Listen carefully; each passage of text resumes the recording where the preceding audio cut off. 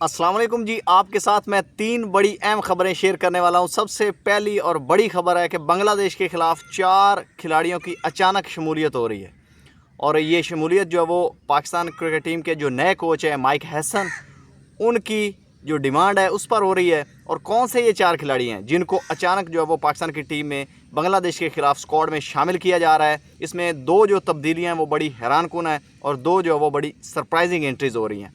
इसके बाद जो अगली बड़ी खबर है वो है जी कि बाबर आजम और मोहम्मद रिजवान पाकिस्तान की टीम में वापस आ रहे हैं। ये तो सबको पता चल गया है, लेकिन जो सबसे बड़ी और इम्पोर्टेंट चीज़ है वो ये है कि वो किसकी जगह पर पाकिस्तान की टीम में शामिल हो रहे हैं और किन 2 खिलाड़ियों का जो है वो उनकी जो परफॉर्मेंसेस हैं उनकी पाकिस्तान की टीम में पहले शमूलियत हो चुकी है, लेकिन इन 2 खिलाड़ियों की वजह से उनके ऊपर यानी कि एक तरह का जुल्म हो रहा है और उनको टीम से ड्रॉप किया जाएगा और इन 2 खिलाड़ियों को शामिल किया जाएगा। इसके हवाले से जो सवाल हुआ पाकिस्तान के नए कोच हैं माइक हैसन से कि आप किस बुनियाद पर इनको टीम में शामिल कर रहे हैं, ख़ास तौर पर मॉडर्न डे T20 में, तो उन्होंने एक बहुत बड़ा जो है वो आगे से इसका रीज़न बताया कि ये वो रीज़न है जिसकी वजह से मैं टीम में इनको शामिल करने वाला हूं। और ये बहुत बड़ा लॉजिक भी है उनके, यानी जो उन्होंने पेश किया है वो भी मैं आपसे शेयर करूँगा कि किन 2 खिलाड़ियों की जगह पर वो पाकिस्तान की टीम में आएँगे।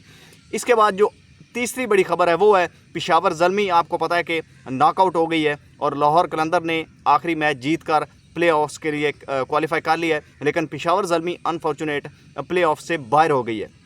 यानी कि PSL के जो 4 बड़ी टीमें जो यानी कि प्ले ऑफ्स में आ गई हैं, वो कौन सी 4 टीमें हैं वो रिवील हो गई हैं, वो आपको मैं इस वीडियो में बताऊंगा। और इसके अलावा जो एक और बड़ी अहम खबर है वो है जी पेशावर ज़ल्मी के जो ओनर हैं जावेद अफरीदी, उन्होंने जी प्रेस कॉन्फ्रेंस में ये बताया है कि आइंदा जो PSL होगी उसमें तब्दीलियां होने जा रही हैं और पेशावर ज़ल्मी की तरफ से कुछ सीनियर मेंबर्स हैं जिसमें कुछ प्लेयर्स भी हैं और इसके अलावा कौन से वो लोग हैं जिनकी वजह से पेशावर ज़ल्मी नाकस कारकर्दगी दिखाई इस PSL सीज़न 10 में, जो कि PSL सीज़न 11 में ऐसा नहीं होगा। और कौन से वो लोग हैं जिनको ड्रॉप किया जा सकता है, बाहर किया जा सकता है। वो लोग जो है वो 2-3 नाम ऐसे हैं जिनके बारे में अंदिया दिया गया है जावेद अफरीदी की तरफ से, वो मैं आपसे शेयर करूंगा। लेकिन सबसे पहले एक और बड़ा सवाल है और ये PSL के हवाले से ये आपके लिए जो वीडियो ये देख रहे हैं और आपको ये एंड पर मैं सवाल का जवाब बताऊंगा। आपने कमेंट में बताना है कि वो कौन सी टीम है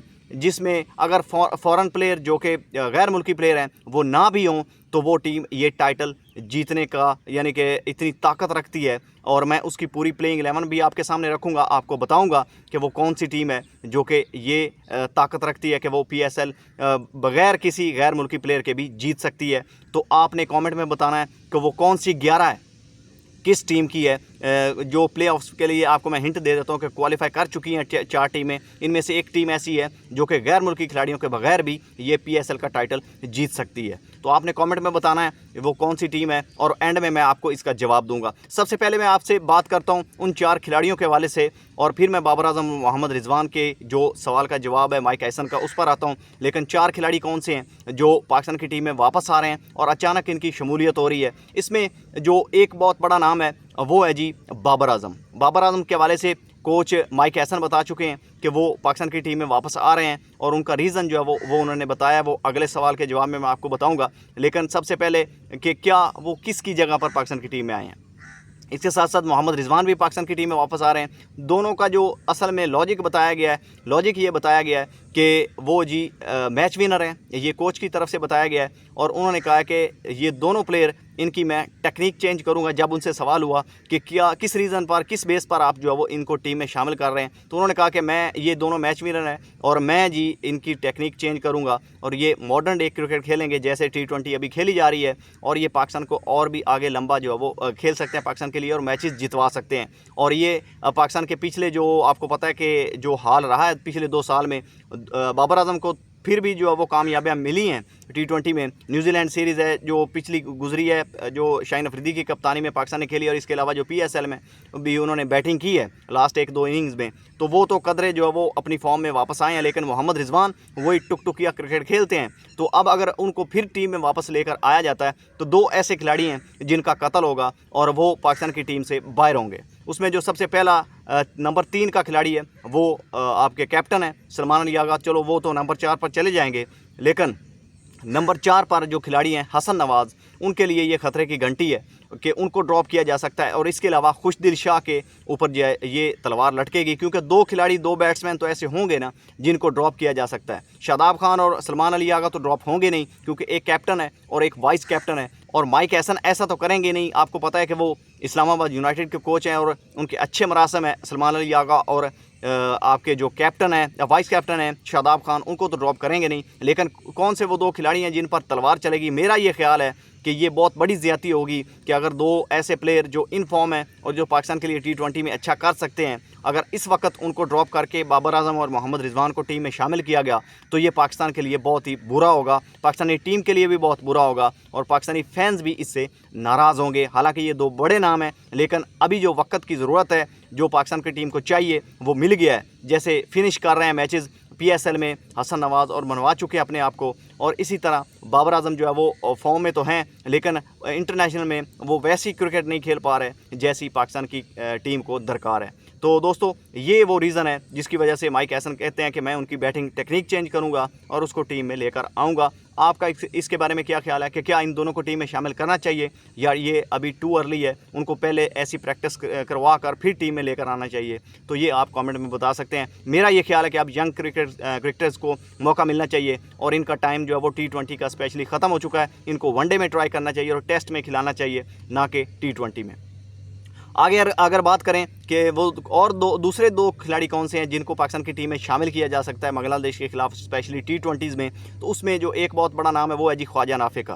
ख्वाजा नाफे जो क्वेटा ग्लैडिएटर की तरफ से खेलते हैं और उनको प्रॉपर मौके नहीं मिले, बेंच की पर उनको बिठाया गया, रायली रोसो वगैरह और बाहर के जो क्रिकेटर्स हैं उनको मौका दिया गया और लगातार पाकिस्तान के जो यंगस्टर्स हैं उनके साथ ज़्यादती हुई और उनको पाकिस्तान की टीम से बाहर रखा गया। जितने भी PSL फ्रेंचाइजी हैं वो पैसा बनाने के चक्कर में, अपनी टीम को जितवाने के चक्कर में उन्होंने पाकिस्तान के जो यंगस्टर्स हैं उनको बेंच पर बिठाया और नाइंसाफ़ी की और उसकी वजह से उनको नुकसान भी हुआ। और आपने देखा कि जब जब पाकिस्तान के जो बेंच स्ट्रेंथ में यंगस्टर्स बैठे हैं उनको जब मौका मिलता है तो वो अपनी टीम्स के लिए जो फ्रेंचाइजी है उनके लिए बेहतर करते हैं। और लास्ट मैच में ख्वाजा नाफे को मौका मिला और उन्होंने ओपनिंग की और 50 स्कोर करके अपनी टीम को जितवाया और लास्ट में अच्छा फिनिश किया हसन नवाज़ ने। तो जितने भी यंगस्टर्स हैं उनको अगर मौका मिलता है तो वो जितवाते हैं। और दूसरे जो खिलाड़ी हैं वो है जी मोहम्मद सलमान। आपने देखा कि वो लाहौर कलंदर की बॉलिंग लाइनअप कितना स्ट्रगल कर रही थी और एकदम उनमें जान फूंकी है इस खिलाड़ी ने और एक धमाकेदार बॉलर है वो। और T20s में लगातार CPL और इसके अलावा कनाडा लीग में भी उन्होंने अच्छी परफॉर्मेंसेस दी हैं और वो लगातार T20 में वेरिएशन अच्छा करते हैं। बॉलिंग की स्पीड उनकी अच्छी है और अभी तक जो मैंने देखा है कि शाहीन अफरीदी से भी वो अच्छी बॉलिंग कर रहे हैं और लास्ट टाइम उन्होंने अपना प्लेऑफ्स के लिए जो क्वालिफाई करवाया है अपनी टीम को और मैन ऑफ द मैच पाया है पेशावर ज़ल्मी के खिलाफ। बड़ी 4 विकेटें उन्होंने निकाली हैं और अपनी टीम को ये मैच जितवाया है। तो ऐसे खिलाड़ी जो हैं वो टीम में होने चाहिए T20 में स्पेशली। आपने दूसरी टीमों को देखा होगा, इंडिया, इंग्लैंड और जितनी भी बड़ी टीमें, ऑस्ट्रेलिया वगैरह, जो भी खिलाड़ी उनके डोमेस्टिक में उनके जो लीग्स होती हैं IPL और इसके अलावा बिग बैश लीग या 100 वगैरह, तो उसमें जो खिलाड़ी परफॉर्म करता है उसको स्पेशली T20 में चांस मिलता है। लेकिन अनफॉर्चुनेट पाकिस्तान की जो मैनेजमेंट और पाकिस्तान की जो करता धरता है वो लगातार यंगस्टर्स के साथ नाइंसाफ़ी करते हैं और पाकिस्तानी टीम को उसका नुकसान होता है कि वो खिलाड़ी बाहर रहते हैं जो परफॉर्म करते हैं यंगस्टर्स, और जो थके हुए टुकटुकिया क्रिकेट खेलते हैं और बुरी क्रिकेट खेलते हैं उनको पाकिस्तान की टीम में बार बार जो है वो चांस मिलता है, जिस वजह से पाकिस्तान की टीम लास्ट टाइम जो ये आखिरी साल गुजरा है उसमें सबसे बुरी परफॉर्मेंस है पाकिस्तान की T20 में। तो आइंदा आने वाले वक्त में हो सकता है कि इस चीज़ को बेहतर किया जा सके, लेकिन अभी तक जो नज़र आ रहा है वो कुछ अच्छा नहीं है।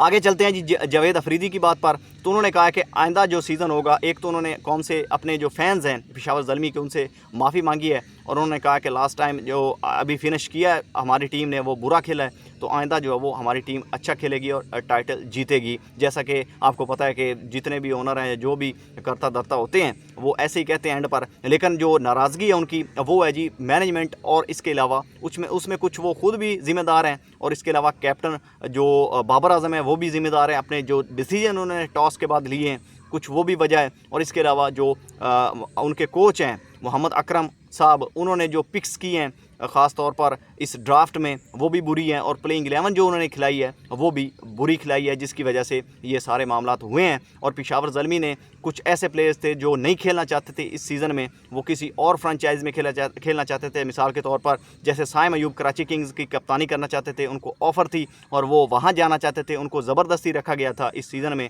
और इसके अलावा मोहम्मद हारिस क्वेटा ग्लैडिएटर की तरफ जाना चाहते थे, उनको एक विकेट कीपर की ज़रूरत थी, लेकिन इन्होंने नहीं जाना दिया जावेद अफरीदी ने। तो उसका खमियाजा उन्होंने भुगता है, क्योंकि प्लेयर जब एक फ्रेंचाइजी के साथ लॉयल नहीं होता, जैसे बाबर आजम कराची किंग को छोड़ना चाहते थे तो उन्होंने छोड़ दिया था और उनको रिलीज़ कर दिया था, ऐसे ही इनको रिलीज़ कर देना चाहिए था। तो ये भी कुछ ऐसे मामला होते हैं जो कि फ्रेंचाइजी को नुकसान पहुंचाते हैं, जो कि वक्त जब गुजर जाता है तो उसके बाद उनको याद आती है कि ऐसा हमें नहीं करना चाहिए था।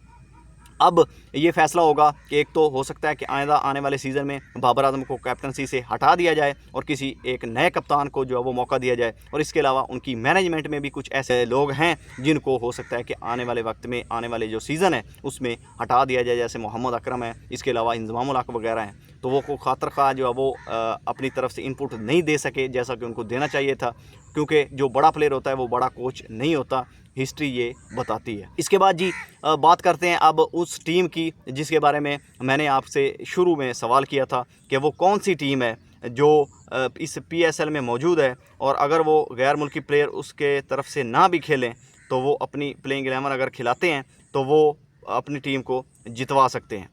तो ये जो 11 बनती है, ये टीम जो बनती है वो है जी क्वेटा ग्लैडिएटर की। तो ये आप सामने अपने साथ में प्लेइंग 11 देख सकते हैं। उनके ओपनर हैं हसन नवाज़, और ख्वाजा नाफे भी खेल सकते हैं ओपनिंग में, कोई भी ये दोनों में ट्राई कर सकते हैं। और ख्वाजा नाफे और जो उनके कैप्टन हैं क्वेटा ग्लैडिएटर के, और ये जी साउथ शकील दोनों ओपनिंग कर सकते हैं। नंबर 3 पर जो हमारे विकेट कीपर यंगस्टर्स हैं, और ये हैं जी हसीबुल्ला खान, वो आ सकते हैं। नंबर 4 पर हसन नवाज़, नंबर 5 पर जी दानिश अजीज़, नंबर 6 पर शुएब मलिक, नंबर 7 पर फ़हीम अशरफ, नंबर 8 पर मोहम्मद वसीम, नंबर 9 पर हमारे जो किंग मोहम्मद आमिर, और नंबर 10 पर जी खुरम शहजाद, और नंबर 11 पर अबरार अहमद।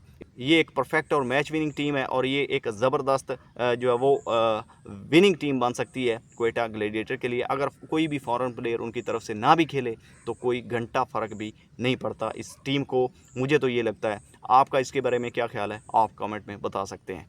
तो दोस्तों, मिलते हैं किसी और टॉपिक और किसी और वीडियो के साथ, तब तक के लिए अपना भी ख्याल रखिएगा और इस चैनल का भी। अल्लाह हाफ़िज़।